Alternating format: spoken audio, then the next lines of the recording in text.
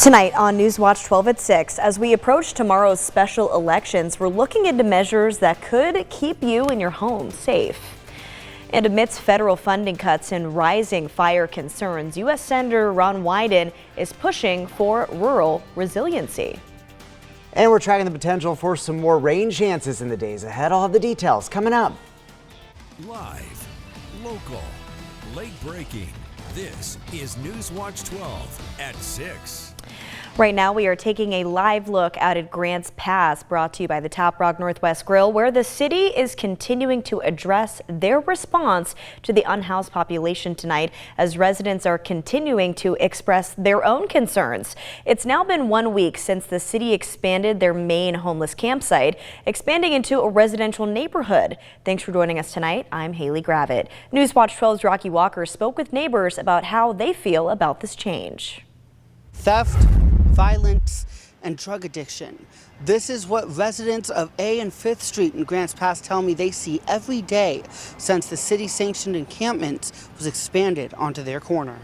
It's not safe at all right now. Many residents on A and 5th Street share a sentiment since the expansion of the homeless camp onto their corner. I definitely lock my doors more often than I would have. Turning a normal, all-American neighborhood into one covered in trespassing signs, cameras, and locked gates.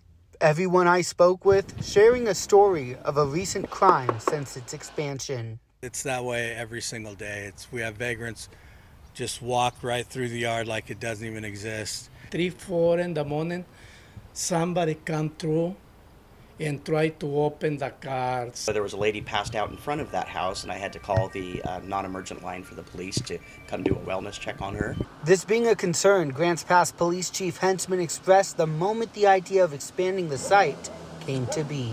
I certainly have concerns about increasing the footprint across the street. I am quite concerned about behavior issues over there and criminal matters, and extending the site could be problematic. The neighborhood feels their pleas have fallen on deaf ears.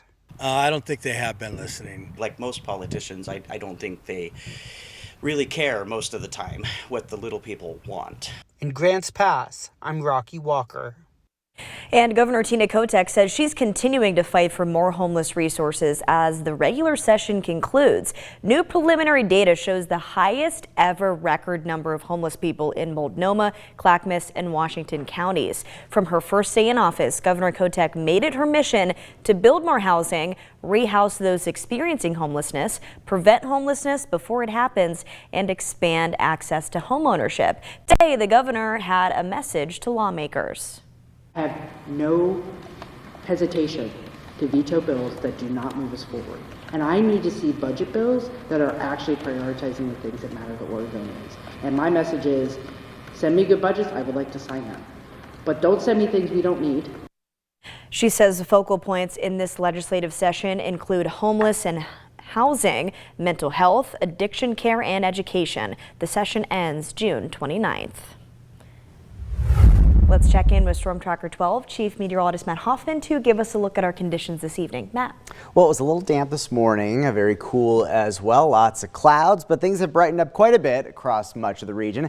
Except if you're watching along the coast, very gray skies in Brookings and also in Gold Beach, as you can see here. Lots of sun in Medford, 71 degrees at 67 in Wairika, 63 in Klamath Falls. Winds are rather blustery across much of the region. Temperatures mostly in the 60s and low 70s for a lot of inland areas, 50s along the coast. Winds out of the west and northwest sustained between about 10 to 15 miles per hour for most inland areas. Some higher gusts up to 23 miles per hour in Medford. Some even windier conditions up along the Cascades. These winds will die down though this evening and tonight. We do have a few lingering showers up along the Cascades towards Crater Lake and Diamond Lake. Also, we've had some showers around Chemult. There will be the slight chance of a shower or some drizzle along the coast overnight tonight. Low clouds will fill back into Medford and Grants Pass through the overnight hours. Lows down into the low to mid 40s, dropping down to near freezing in Klamath Falls. Now tomorrow, skies are going to clear. We're going to see lots of sunshine across the region tomorrow afternoon. Some very pleasant afternoon highs on your Tuesday, and look for winds to pick pick up along the coast tomorrow, but that should bump up temperatures just a bit for coastal communities. I'll talk much more about your Tuesday forecast. We'll also look ahead to Memorial Day weekend, all coming up in just a bit. Haley. All right, Matt, thank you. In continuing coverage tonight, a proposed housing development in Eagle Point's urban growth boundary is stirring some debate. Last week, we talked to local residents about the project. You are seeing a look at this project now. Skycrest Development wants to build a 131-acre development called Sky Ranch. Skycrest hopes to bring homes, parks, and even a grocery store to the corner of Alta Vista and Bigham Road. Mike Mossy tells us he feels the city hasn't done enough to inform residents about this project, so he's doing it himself.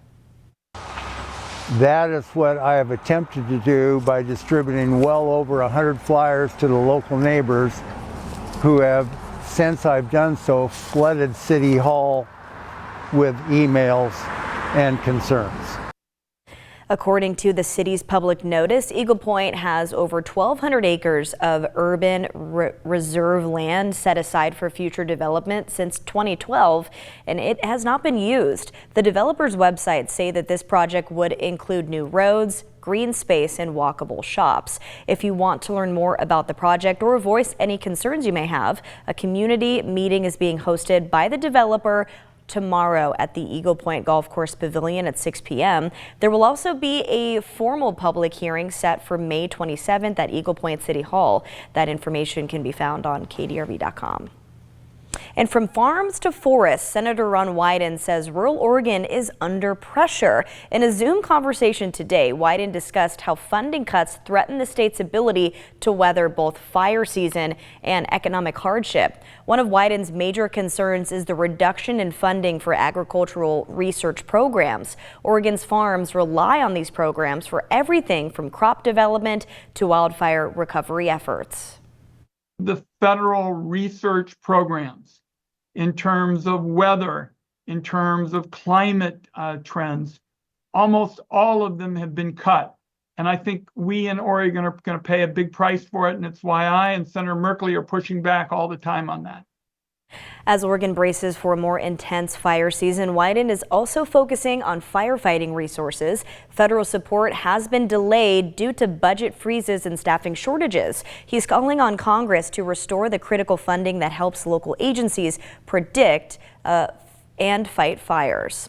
Wyden will also be hosting town halls in both Curry and Jackson County this weekend. On Saturday, Wyden and U.S. Representative Val Hoyle will be at Driftwood Elementary School in Port Orford at 6 p.m. And on Sunday, Wyden will be in Medford at the Medford Armory at 4 p.m. You will have until 8 p.m. tomorrow to submit your ballots for the May special election. While voter turnout is often lower for these elections, races on this year's ballot could have major impacts on local communities. Measure 15236 in Jackson County is a 5-year tax levy plan for Fire District 4 in Shady Cove. The measure would impose a 10-cent increase on the current levy that is set to expire June 30th of 2026. The new levy would go from 99 cents to $1.10 per $1,000 of assessed value. This new levy would allow the fire district to continue maintaining its service and keep staffing. And Measure 15237 also proposing a 5-year tax levy for Prospect Fire Protection. If adopted, this measure will impose a levy of $1.39 for the next 5 years. This is to provide funding for the maintenance of current staffing and resources and build reserves for equity and facility improvements. Without the levy, fire and medical services may be reduced and impact rural property insurance rates and access.